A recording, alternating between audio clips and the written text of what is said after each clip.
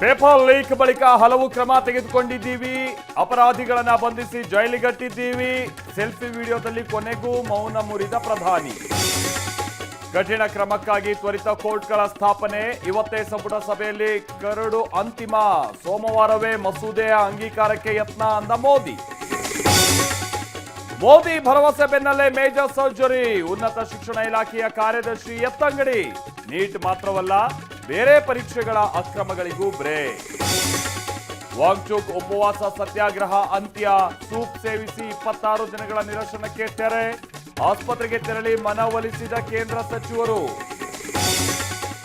ವಿದ್ಯಾರ್ಥಿಗಳು ಬೀದಿಲಿದ್ದಾರೆ, ನಾವು ಬಂದಿದ್ದೀವಿ. ದೆಹಲಿಯಲ್ಲಿ ರಾಹುಲ್ ಗಾಂಧಿ ರಣಕಹಳೆ. ಮಿತ್ರ ಪಕ್ಷಗಳ ಜೊತೆ ಗಾಂಧಿ ಸ್ಮೃತಿ ಸ್ಥಳಕ್ಕೆ ಭೇಟಿ. ದೆಹಲಿಯಲ್ಲಿ ಇವತ್ತು 17 ಮೆಟ್ರೋ ಸ್ಟೇಷನ್ಗಳು ಬಂದ್. ಜಂತರ್ ಮಂತರ್ ಸುತ್ತ ಇಂಟರ್ನೆಟ್ ಸ್ಥಗಿತ. ಬಿಹಾರದಲ್ಲಿ ಎಲ್ಲ ಪೊಲೀಸರಿಗೂ ರಜೆ ಕ್ಯಾನ್ಸಲ್. ವಿದ್ಯಾರ್ಥಿಗಳ ಹೋರಾಟಕ್ಕೆ ಸಚಿನ್ ಬೆಂಬಲ. ಒಂದೇ ದಿನಕ್ಕೆ ನಿಲುವನ್ನ ಬದಲಿಸಿದ ಸಲ್ಮಾನ್ ಖಾನ್. ಇನ್ನು ಸುಮ್ಮನಿರೋಕೆ ಸಾಧ್ಯ ಇಲ್ಲ ಅಂದ ಕರೀನಾ. ನಂದಿನಿ ತುಪ್ಪ ಕೆಜಿಗೆ 15 ರೂಪಾಯಿ ಹೆಚ್ಚಳ.